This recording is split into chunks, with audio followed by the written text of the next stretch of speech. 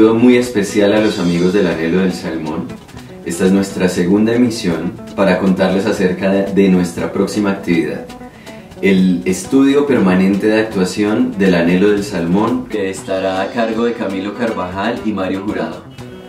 El taller es un estudio permanente de actuación en donde el participante envía una propuesta, que es un proyecto, bien sea de un monólogo, de una obra corta, y nosotros, Camilo y Mario, lo que hacemos es asesorar ese proyecto. La idea es que llegue a un buen término.